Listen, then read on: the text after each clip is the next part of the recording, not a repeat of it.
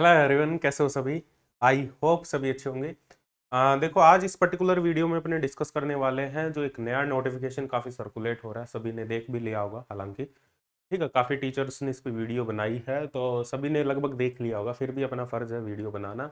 और क्योंकि एक दो स्टूडेंट की ये भी डिमांड थी कि सर समझ में नहीं आ रहा, कंप्लीट डिटेल वीडियो बनाओ।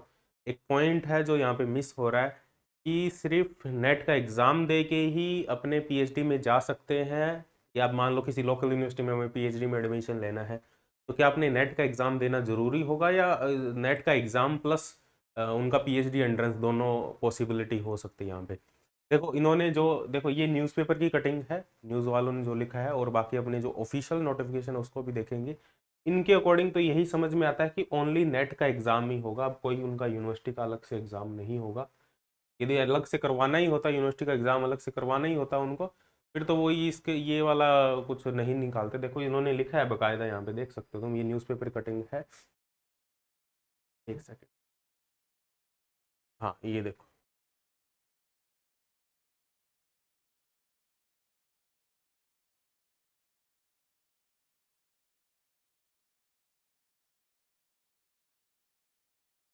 हाँ ये देखो यहाँ पे विजिबल होगा सभी को। विश्वविद्यालय अनुदान आयोग ने नेशनल एलिजिबिलिटी टेस्ट, ये देखो ये पूरा देखो, नेशनल एलिजिबिलिटी टेस्ट को लेकर नई गाइडलाइन जारी की है। अब नेट की परीक्षा का स्कोर 3 अलग अलग कैटेगरी में जारी किया जाएगा। तीसरी कैटेगरी सिर्फ पीएचडी नामांकन, पीएचडी एनरोलमेंट के लिए अलग से शामिल की गई है, जो ऑल इंडिया लेवल पर उच्च शिक्षण संस्थानों, ऑल इंडिया लेवल पर उच्च शिक्षण संस्थानों जो हायर एजुकेशन में, उच्च शिक्षण संस्थान जो भी मान लो यूनिवर्सिटीज है, में पीएचडी एंट्रेंस टेस्ट के विकल्प के रूप में इस्तेमाल की जा सकती है। विकल्प के रूप में ये इस्तेमाल की जा सकती है। और यूजीसी ने उच्च शिक्षण संस्थानों को निर्देश जारी कर दिए हैं कि पीएचडी एंट्रेंस टेस्ट की जगह वो नेट का स्कोर पीएचडी नामांकन के लिए उन्होंने, हालांकि यूजीसी ने उनको, देखो इन्होंने जो लिखा है उस नोटिफिकेशन में ऐसा कुछ भी नहीं लिखा, लेकिन न्यूज़ की कटिंग में ये लिखा है कि उन्होंने दिशा निर्देश जारी कर दिए हैं कि अब तुम एंट्रेंस नहीं लेके नेट का स्कोर ही आगे यूज करो। जिनके हो चुके हैं, जिनके होने वाले शायद उनके तो होंगे ही, जिन यूनिवर्सिटी के मान लो जिन्होंने एप्लीकेशन फॉर्म वगैरह भरवा लिए हैं। ठीक है, जिनके अभी तक नहीं हुए हैं तो उन्होंने दिशा निर्देश जारी कर दिए गए हैं यूजीसी ने कि अब आगे से तुम जो नेट का स्कोर है, जो थर्ड कैटेगरी में नेट का स्कोर होगा उसी को ही तुम वैलिड मानो, और इसकी जो वैलिडिटी है वो 1 ईयर रहेगी, है ना। तो ये है इस नोटिफिकेशन के अकॉर्डिंग। जैसे नोटिफिकेशन की अपने बात करें, नोटिफिकेशन देख लो, ये नोटिफिकेशन हमारे पास में सभी को विजिबल होगा, ये नोटिफिकेशन है कंप्लीट।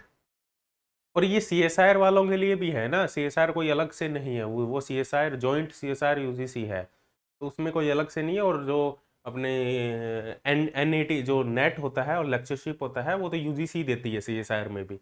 तो सीएसआईआर एक अलग से, जेआरएफ है, सीएसआईआर एक अलग से बॉडी है जो जेआरएफ स्कॉलरशिप देती है। यूजीसी तो जेआरएफ देती ही है, साथ में एक सीएसआईआर साइंस वालों स्पेशल स्टूडेंट के लिए एक सीएसआईआर एक अलग से बॉडी है तो जेआरएफ देती है। ठीक है, तो दोनों के लिए होगा, उसमें कोई वो डाउट नहीं है कोई भी। हाँ देखो, base on the expert committee recommendation, और ये मीटिंग हुई थी, उन्होंने डिसाइड किया है दी नेट स्कोर। यहाँ पे देखो इन्होंने बकायदा, इन्होंने ऐसा नहीं लिखा कि हमने दिशा निर्देश दे दिए, net score can be used for the admission to PhD programme in place of entrance test conducted by the different universities. सिर्फ यूनिवर्सिटीज की ये बात कर रहा है, हायर एजुकेशन इंस्टीट्यूट जो है उनके एंट्रेंस टेस्ट में यूज कर सकते हैं। कैन बी यूज लिखा है इन्होंने, ऐसा नहीं लिखा इन्होंने मस्ट बी यूज। बाकी देखो अब यूजीसी पे है, यूजीसी अपने क्या रूल लागू करती है। यूजीसी यदि उनको गाइडलाइन जारी कर देती है सभी यूनिवर्सिटी को अलग से, जो भी यूजीसी के अंडर जो भी यूनिवर्सिटीज आती है, जो भी लोकल यूनिवर्सिटी से लेके सारी जितनी भी यूनिवर्सिटी, उनको गाइडलाइन जारी कर देती है कि तुम्हें अब एग्जाम नहीं करवाना है, तुम्हें सिर्फ इसी के बेसिस पे ही पीएचडी में एडमिशन ले लें, तो बहुत अच्छी बात है, तो कोई दिक्कत वाली बात ही नहीं है। अब यदि यूनिवर्सिटी दोनों ऑप्शन रख देती है कि हम अपना एग्ज़ाम भी करवाएंगे और अपना इसके बेसिस पे भी हम कंसिडर करेंगे, फिर वो देखो वो तो वही रह जाएगा, फिर तो कोई इशू, फिर तो कोई ऐसा चेंज वाली बात ही नहीं है इसमें। यदि यूनिवर्सिटी अपनी मनमानी करेगी कि हम, जैसे लोकल यूनिवर्सिटी में बहुत ऐसे चलते देखो, जैसे बहुत सारी लोकल यूनिवर्सिटी अलग अलग स्टेट में, वहाँ पे ये चलता है कि एडमिशन किसी को भी कैसे भी किसी भी तरीके से मिल जाता है, इजीली मिल जाता है ना, डिफरेंट डिफरेंट तरीके से। ठीक है, चाहे वो एग्जाम क्वालिफाई, क्योंकि अप्रोच बहुत सारी होती है, कुछ और बहुत सारी चीज़ें चलती है वहाँ पे। ठीक है, उस वजह से एडमिशन मिल जाता है। यदि सिर्फ नेट रखते हैं तो सबसे बेस्ट हो जाएगा, लेकिन दोनों ऑप्शन रहते हैं यूनिवर्सिटी के पास में तो फिर कोई कोई इसमें फ़ायदे वाली बात नहीं है ना। फिर तो एक एक्स्ट्रा एग्जाम हो गया बस। जो अब नेट नहीं दे रहा था, जो मान लो लोकल से कहीं से पीएचडी करना चाहते हैं, जो नेट नहीं दे रहे थे फिर भी पीएचडी कर रहे थे, उनके लिए तो वो सेम ही वो एंट्रेंस दे देंगे। और हाँ, यदि सिर्फ नेट कर देते हैं फिर नेट में कैंडिडेट की संख्या काफ़ी इंक्रीज हो जाएगी। ठीक है, अब ऐसा अभी श्योर नहीं है, मेरे को नहीं लग रहा, और बाकी यूजीसी और जो कंप्लीट गाइडलाइन जारी करेगी तो उस पर पता लगेगा एग्जैक्टली। अब देखो 3 कैटेगरी है, तीसरी कैटेगरी, पहली 2 कैटेगरी तो होती थी हमारे पास में। पहली कैटेगरी तो होती थी जेआरएफ, जिसमें स्कॉलरशिप मिलती थी कंप्लीट। ठीक है, और स्कॉलरशिप, अच्छी स्कॉलरशिप मिलती है। ये जेआरएफ कैटेगरी, जेआरएफ कैटेगरी में जिसने क्वालिफाई कर लिया वो सभी के लिए एप्लीकेबल है। वो असिस्टेंट प्रोफेसर के लिए भी एप्लीकेबल है, वो पीएचडी डायरेक्ट नाम, अब जिसने जेआरएफ कर लिया वो डायरेक्ट पीएचडी क्यों करेगा, डायरेक्ट पीएचडी वाले तरीके से क्यों, वो तो जेआरएफ के तरीके से जाएगा जिनको डायरेक्ट इंटरव्यू के लिए कॉल किया जाएगा। ठीक है, तो उसका तो कोई दिक्कत ही नहीं है। अब सेकंड इसमें कैटेगरी जो पहले थी हमारे पास में, एडमिशन टू, हाँ, जो सेकंड कैटेगरी थी उसमें admission to PhD without JRF था। कुछ यूनिवर्सिटी जो सिर्फ सिर्फ नेट होता था जिसमें हमारे पास में, या जिसको अपने एलएस भी कह देते थे। अब इसमें क्या है, नेट या एलएस कह देते थे। इसमें हमारे पास में क्या होता था, या तो एडमिशन ले सकता है, ठीक है, on the basis of net. कुछ यूनिवर्सिटी डायरेक्ट नेट कंसिडर कर लेती थी, सभी नहीं करती थी, कुछ यूनिवर्सिटी डायरेक्ट नेट कंसिडर कर लेती थी कि नेट होना या एलएस होना चाहिए तुम्हारे पास में, और वो स्टूडेंट एलिजिबल थे असिस्टेंट प्रोफेसर के लिए भी। असिस्टेंट प्रोफेसर का एग्जाम दे सकते थे क्योंकि वो मिनिमम क्वालिफिकेशन थी। ठीक है, तो असिस्टेंट प्रोफेसर के लिए तो ये क्वालिफिकेशन है, और ये तो एक बार तुमने ऐसे ये वाली कैटेगरी, सेकंड कैटेगरी निकाल लिया तुमने, जेआरएफ निकाल लिया, जेआरएफ भी क्वालिफाई कर लिया, या तुमने ये क्वालिफाई कर लिया, जेआरएफ नहीं हुआ इस कैटेगरी में आगे, तो फिर तुम्हें दोबारा असिस्टेंट प्रोफेसर के लिए एलिजिबिलिटी के लिए तुम्हें कोई भी दोबारा से नेट देने की जरूरत नहीं है। थर्ड कैटेगरी इन्होंने रखी है, थर्ड कैटेगरी देखो, eligible for admission to PhD programme only and not for award for JRF और appointment as a assistant professor. Third category इन्होंने सिर्फ पीएचडी प्रोग्राम के लिए रखी है कि पीएचडी में इसके थ्रू तुम एडमिशन ले सकते हो। ये कोई जेआरएफ, जेआरएफ तो होने का बिल्कुल ही सवाल नहीं है, और ये तुम्हारा एलएस के लिए भी एलिजिबल नहीं, क्योंकि ऑब्वियसली फिर इसकी कट ऑफ कम रहेगी, थर्ड कैटेगरी कट ऑफ काफ़ी ज़्यादा कम रहेगी। अब यहाँ पे कोई मिनिमम एलिजिबिलिटी नहीं निकालेंगे, फिर वो डायरेक्ट परसेंटाइल बेसिस कर देंगे। ठीक है, और डेफिनेटली यदि ये यूनिवर्सिटी को सभी को ये गाइडलाइन जारी कर देती है कि तुम्हें अब एंट्रेंस लेना ही नहीं, इसके अकॉर्डिंग फॉलो करना, तो नेट बहुत अच्छा एग्जाम है। ठीक है, यदि वही दोनों ऑप्शन उनको मिलते हैं फिर तो नेट अच्छा एग्जाम, फिर तो वही है कि सभी वही चूज करेंगे और जैसे चल रहा है वैसे ही चलेगा। ठीक है, हाँ, बट ये हो जाएगा कि अपने को मना नहीं कर सकते, यदि हमारा नेट जेआरएफ कुछ भी क्वालिफाई अपने लोकल यूनिवर्सिटी से पीएचडी करना चाहते हैं तो अपने कोई मना नहीं करेगा, ये है, अपने इजीली जा सकते हैं। इससे ये है कि नंबर ऑफ कैंडिडेट तो देखो, जो उसकी वजह से क्या हो रहा था, जो यूनिवर्सिटी अपने एग्जाम लेके लोकल यूनिवर्सिटी में पीएचडी एडमिशन दे रही थी, उससे हर कोई पीएचडी कर रहा था, हर कोई अपने नाम के आगे डॉक्टर लगा रहा था 2-3 साल में। जो एक अच्छी यूनिवर्सिटी से पीएचडी 5-6 साल में कंप्लीट होती है, वही पीएचडी लोकल यूनिवर्सिटी से 2-3 साल में लोग डिग्री लेके अपना निकल रहे थे और नाम के आगे डॉक्टर लगा रहे थे और एलिजिबल हो रहे थे। ठीक है, तो वो चीज़ें थोड़ी कम हो जाएगी मेरे हिसाब से। ठीक है, ये है यहाँ पे, ये 3 कैटेगरी है, यहाँ पे देख सकते हो। JRF yes, assistant professor yes, यदि जिसने जेआरएफ वाली फर्स्ट कैटेगरी में निकाल लिया उनको जेआरएफ और असिस्टेंट प्रोफेसर और पीएचडी एडमिशन तीनों के लिए एलिजिबल होगा। जिन्होंने सिर्फ एलएस वाली कैटेगरी को फाइट किया, ओनली एलएस तक पहुंचे हैं, वो इन 2 कैटेगरी में आएंगे, जो पीएचडी एडमिशन के लिए आए हैं वो इसमें। ठीक है, The result of NET will be declared in percentile along with the marks obtained by a candidate to utilize the marks for the admission to PhD। यही है हमारा, और कुछ नहीं। और हाँ, एक एक पॉइंट और था इसमें, एक पॉइंट ये था, हाँ, जो इसका स्कोर होगा ना, 70-30 वेटेज रखा जाएगा, ये देख लो। देखो, जेआरएफ योग्य छात्रों को पीएचडी में प्रवेश दिया जाता है। जेआरएफ विश्वविद्यालय अनुदान आयोग पीएचडी डिग्री प्रदान करने के लिए न्यूनतम मानक प्रक्रियाएं। ठीक है, श्रेणी 2 और 3 में अर्हता प्राप्त करने वाले छात्रों के लिए पीएचडी में प्रवेश के लिए टेस्ट स्कोर के लिए 70% वेटेज और इंटरव्यू के लिए 30% वेटेज दिया जाएगा।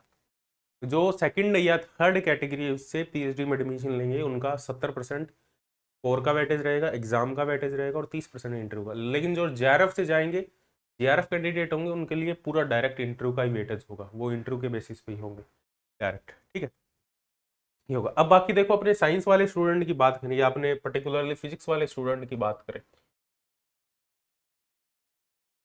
साइंस के स्टूडेंट की बात करें, अपने पास में देखो पीएचडी के जेआरएफ का तो हमारे पास में ऑप्शन है ही, नेट जेआरएफ का। नेट जेआरएफ से तो अपने डिफरेंट डिफरेंट इंस्टीट्यूट में जा सकते हैं, बहुत सारी यूनिवर्सिटीज है। जेआरएफ है तो तुम्हारे पास में तुम कहीं भी जा सकते हो, बहुत सारी यूनिवर्सिटी से आईआईटीज ले लो, चाहे तुम आइजर्स ले लो, ठीक है, जितने भी रिसर्च इंस्टीट्यूट है फिजिक्स के अंडर उन सभी में तुम जा सकते हो। तो ये तो सबसे बेस्ट है जेआरएफ एग्जाम।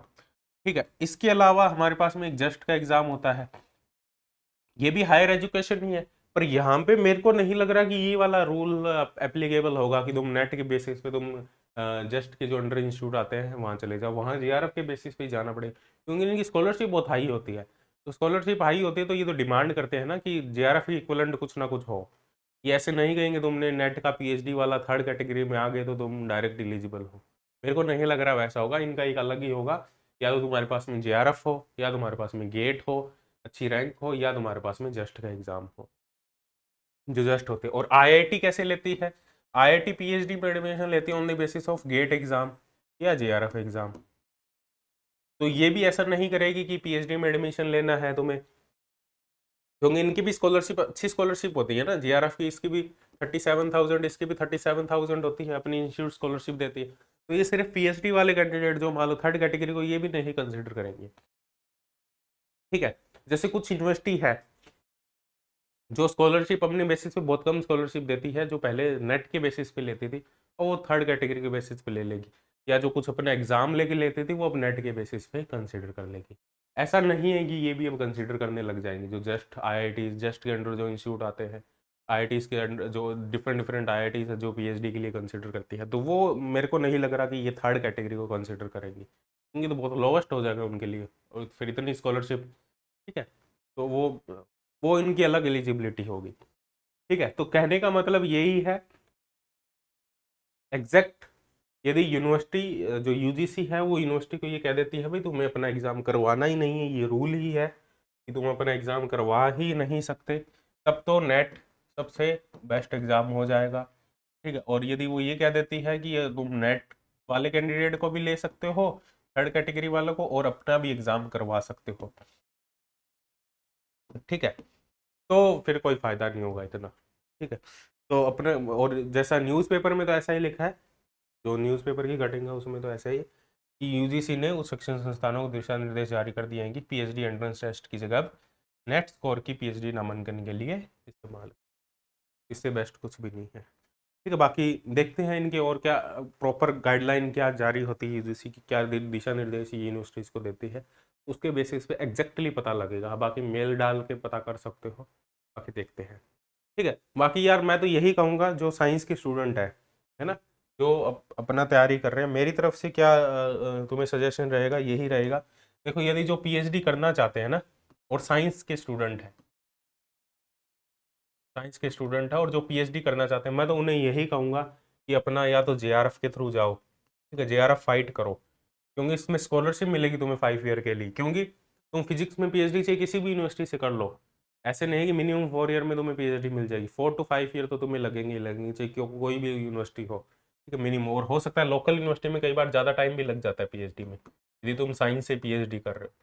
ठीक है, 6-7 साल भी तुम्हें लग जाते हैं, तो मैं तो कहूँगा या तो जेआरएफ से जाओ, यदि गेट एलिजिबिलिटी है गेट से जाओ, जस्ट से जाओ, और पीएचडी करनी है तो अच्छे इंस्टीट्यूट से करो, ऐसे नहीं कि तुम कहीं से भी पीएचडी कर रहे हो। मैं तो यही रिकमेंड करूंगा, यदि करनी, और मान लो यदि तुम जॉब के साथ में कर रहे हो, कुछ और कर रहे हो, पार्ट टाइम रखना चाहते हो पीएचडी को, तब तो देखो तुम कहीं से भी कर सकते हो, अपने लोकल में जाओ जहाँ पे भी तुम्हें टाइम मिलता है, मान लो डेली का तुम्हें 2-3 घंटे टाइम मिलता है, अपना एक बार कोर्स वर्क पूरा किया, उसमें फुल टाइम जाना है, उसके बाद में डेली का तुम्हें जितना भी टाइम मिलता है 2-3 घंटे तुम इन्वेस्ट कर सकते हो, तो उस अकॉर्डिंग तुम पीएचडी कर सकते हो। ठीक है, बट यदि तुम्हें पीएचडी अच्छे से करनी है, और तो मैं तो यही कहूँगा कि जेआरएफ, गेट, जस्ट फिजिक्स वाले, और जस्ट और ये ऑप्शन नॉन फिजिक्स स्टूडेंट के लिए नहीं है, ये सिर्फ फिजिक्स वाले स्टूडेंट के लिए ही है।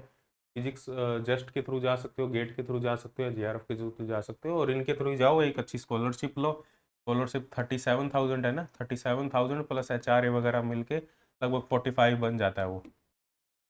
ठीक है, तो इसके थ्रू ही जाओ, ताकि कम से कम ये तो रहेगा ना कि मान लो PhD के 2 साल बाद में तुम कहो यार समझ में नहीं आ रहा क्या करना, कम से कम फाइनेंशियल कंडीशन तो तुम्हारी ठीक हो ना। ठीक है, क्योंकि गवर्नमेंट जॉब में भी एवरेज सैलरी यही होती है 50,000। यदि गवर्नमेंट जॉब की बात करो तो एवरेज सैलरी, यदि अच्छी गवर्नमेंट जॉब है तो एवरेज सैलरी 50,000 ही होती है तुम्हारी। तो कम से कम इतना तो रहेगा कि फाइनेंशियल कंडीशन तो ठीक है जब तक रहोगे PhD में, तो वो तो दिक्कत नहीं होगी कोई। ठीक है, यदि जाना है तो। और जॉब के साथ में जाना है तो दूसरे ऑप्शन ले सकते हो पार्ट टाइम वाले। और यदि फुल टाइम जाना है तो एक अच्छी जगह में अपना चूज़ करो, ताकि तुम्हें हायर एक्सपोजर भी मिल सके पोस्ट डॉग वगैरह के लिए, और आगे के लिए हायर एक्सपोजर मिल सके। ठीक है, और JRF निकाल के जाओ, ऐसा नहीं है कि बिना JRF के चले जाओ। क्लियर है? बाकी नेट के फॉर्म में ये भी लिखा है नोटिफिकेशन, नेट के फॉर्म जो ट्वीट आया है, नेट के फॉर्म भी जल्दी आने वाले हैं, अप्रैल में ही आने वाले हैं नेट के फॉर्म। और उसके अकॉर्डिंग अपने आगे की जो भी तैयारी है उसको कैसे करना है, कैसे प्रिपरेशन करनी है उसके बारे में, जैसे हमारा एक स्कोर बूस्टर जो फिजिक्स के लिए अपना प्रिपरेशन कर रहे हैं, तो उसके लिए एक स्कोर बूस्टर कोर्स चल रहा है। जिनका मान लो पहले नेट नहीं हो पाया था या JRF नहीं हो पाया था, थोड़े से मार्क्स से रह गए थे, तो उसमें सिर्फ अपने क्वेश्चन प्रैक्टिस करते हैं, तो वो कोर्स देख सकते हो। और जो आगे मान लो तैयारी करना चाहते हैं उसके लिए अपने नए कोर्स लॉन्च करेंगे, वो अपने अप्रैल लास्ट में ही लॉन्च करेंगे। ठीक, अप्रैल लास्ट या मई फर्स्ट वीक में अपने लॉन्च करेंगे जो नए कोर्स होंगे। ठीक है, इसमें लाइव कोर्स और रिकॉर्डेड कोर्स दोनों टाइप के कोर्स होंगे, उसकी इन्फॉर्मेशन कंप्लीट मिल जाएगी। और टेस्ट सीरीज की बात करें तो टेस्ट सीरीज अपने मिड अप्रैल में लॉन्च करेंगे। एक बार ये फॉर्म आ जाए, एप्लीकेशन फॉर्म आ जाए इसके, फिर अपनी टेस्ट सीरीज लॉन्च कर देंगे इसके लिए। ठीक है, तो मिलते हैं next session, bye bye, take care.